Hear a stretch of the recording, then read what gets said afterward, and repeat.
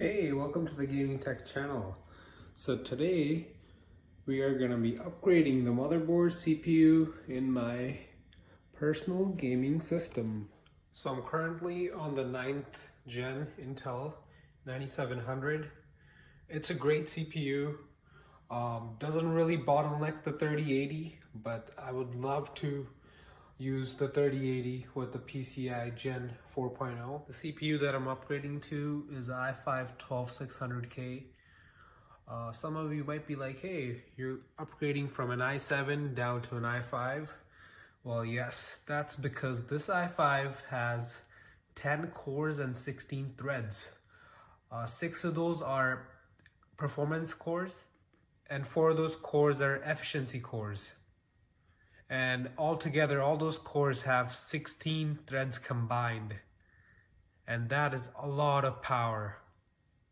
So with this upgrade, I was planning on using my old cooler, but I found out that my Cooler Master doesn't support the new socket for the CPU, which is LGA 1700.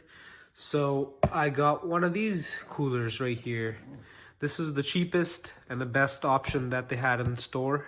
So I just went ahead with this. So in terms of motherboard, I went with the MSI Pro B660M. And the reason behind this is because it was the cheapest and best option available that supported LGA 1700 CPU, the 12th gen. And the reason it's cheaper compared to the other motherboards that support this processor is because this is still using DDR4. DDR4 is still plenty of power, it's plenty fast. And if you are looking to go for DDR5, that will cost you a lot more money. DDR5 sticks are a lot expensive compared to DDR4 sticks, and the motherboard will be at least double the price of a DDR4 motherboard. So now I'm gonna go ahead and remove my GPU, remove my NVMe drive, disconnect all the cables, and we're gonna pull the motherboard out with the cooler attached.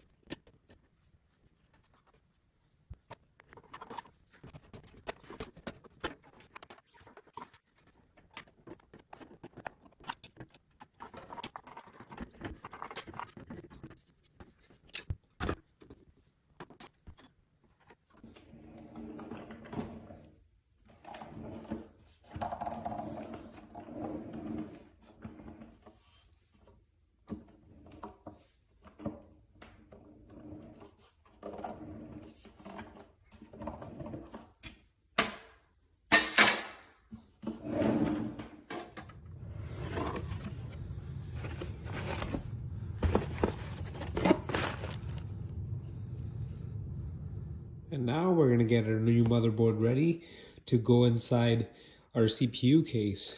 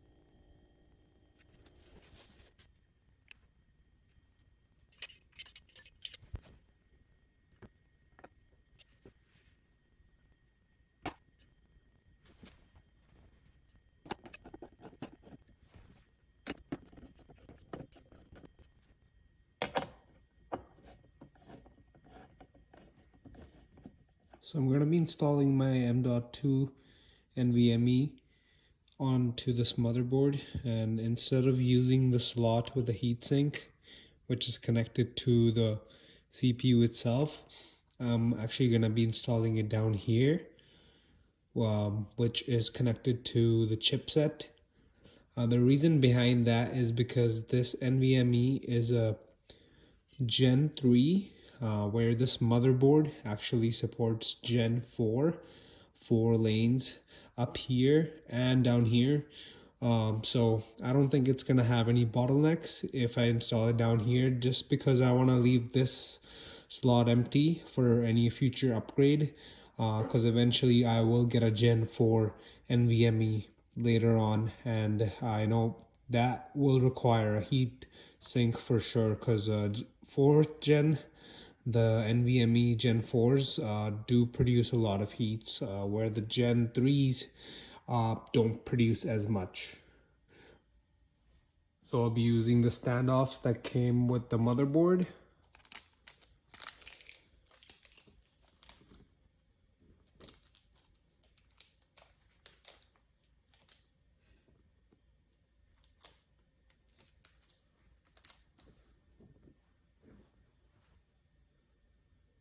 Just gonna make sure. So it'll be this one.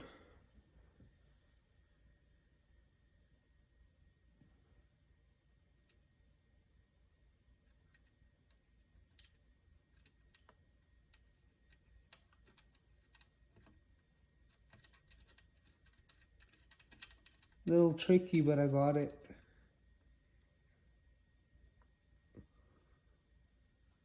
And looks like I can use a flathead to screw that down.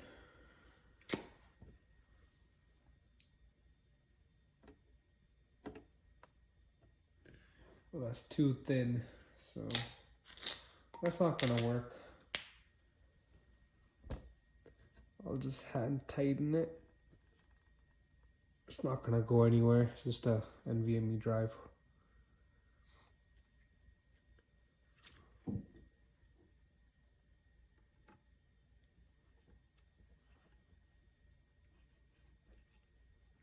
Give it a little push. It'll be up in the air like that, that's normal. You just have to make sure that it's all the way in and you can't see any of the terminals.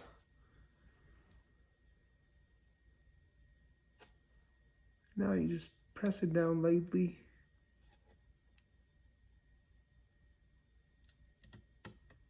And put the screw in.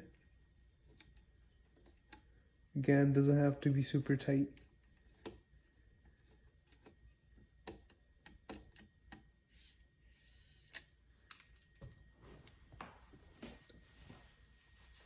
And now we'll install the RAM. This is just DDR4, Corsair Vengeance RBG, running at 3000.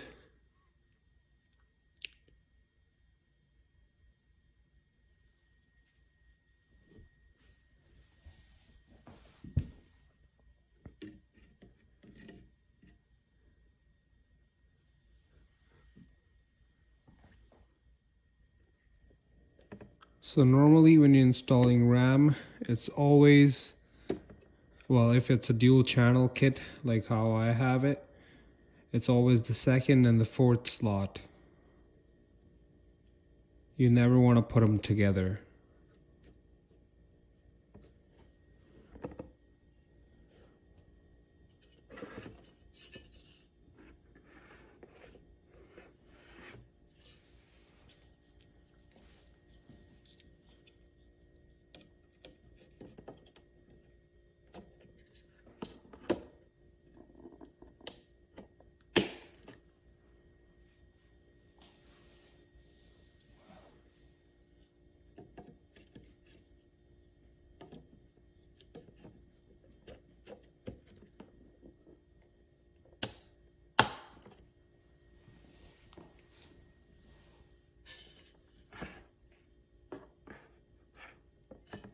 And now we have the essential stuff installed on the motherboard. We will install the power cable for the CPU before installing the motherboard into the CPU case.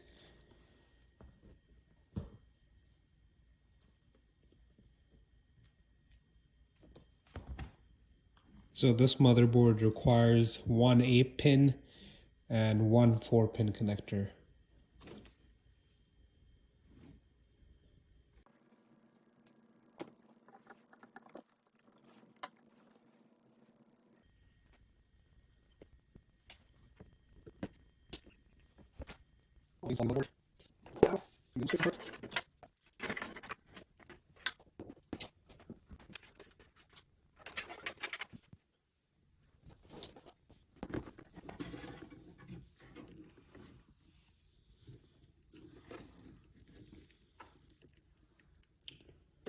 I'm gonna feed the CPU power wire through the little hole up here.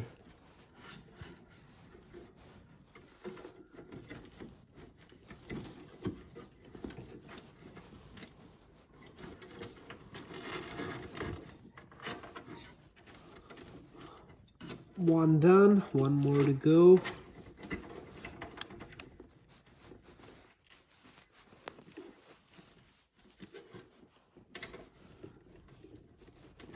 And now the second one's in as well.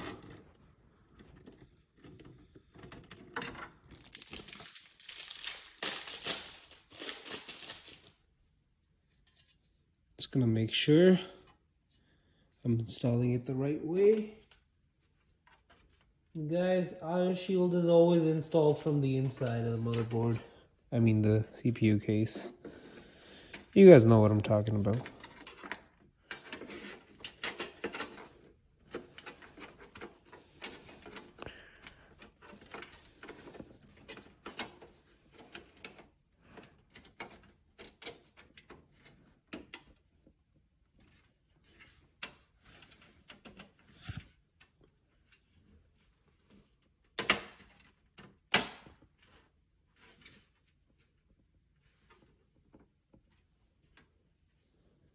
Hearing it click is a good sign. You want it to click in. And it did, which is nice. Now I know it's in. And now I can go ahead and install the motherboard.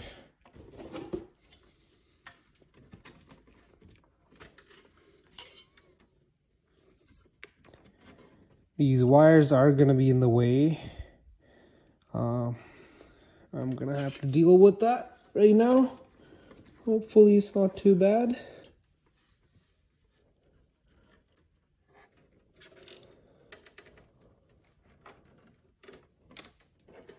Got the audio wire in the way. And the SATA down here. And the GPU wires. Pretty much everything is in the way.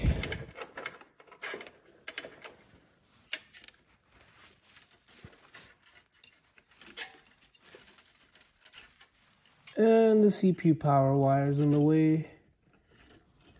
Okay, just gotta be patient.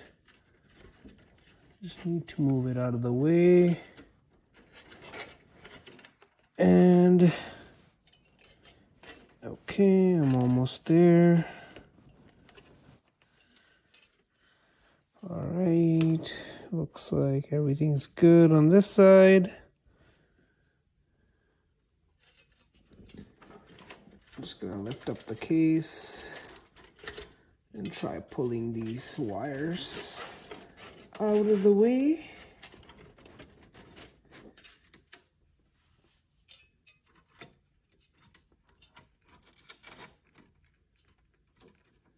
I can do the rest later. Or maybe it's a good time to do that right now.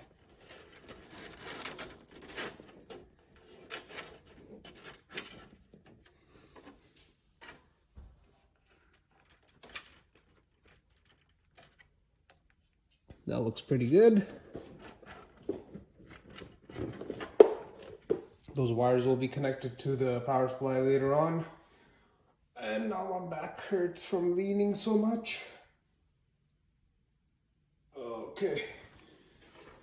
Alright, time to place the motherboard in its right spot, because it's still not in its right spot. Oh yeah. And that's in. Alright, we got it. Got it done. And now we just gotta put the screws in.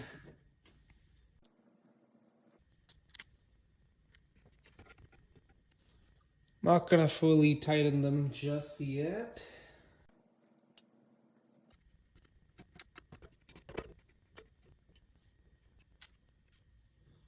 Alright, so I'm just gonna finish that off. And now I'll be hooking up all the connectors for the power, USB, SATA, and all the good stuff.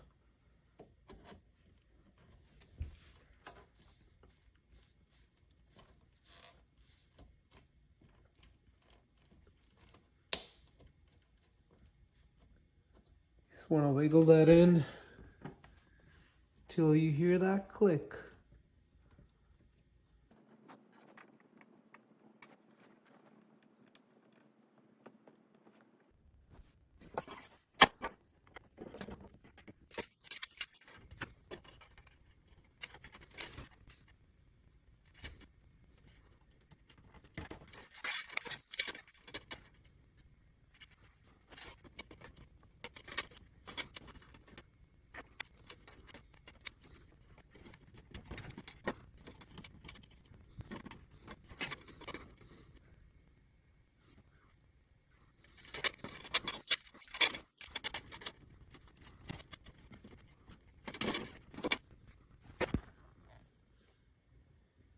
We've got everything installed.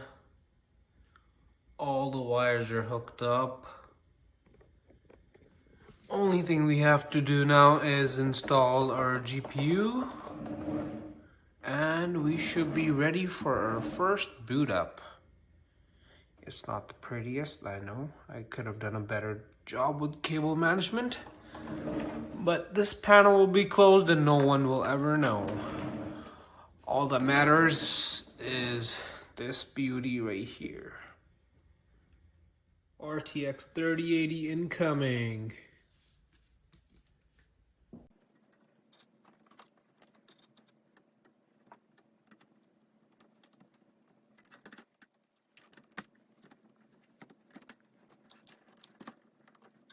Just making sure I don't have any clearance issues with my USB wires. And we are inside the slot.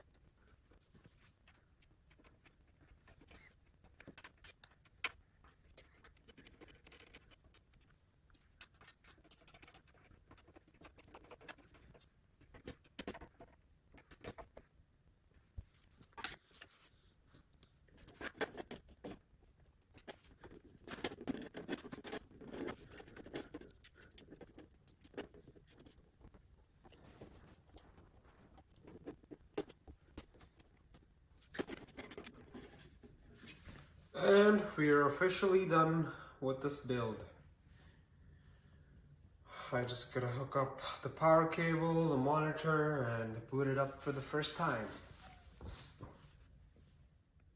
I am already in love by the way how everything turned out and how everything looks. It looks really neat.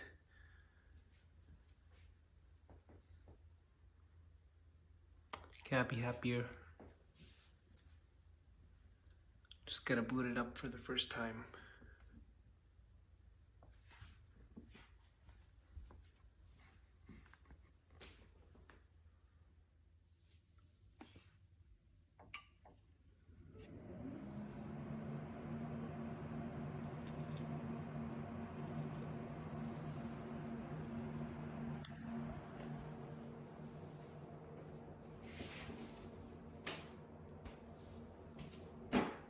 When all your hard work pays off and you're able to boot into the BIOS.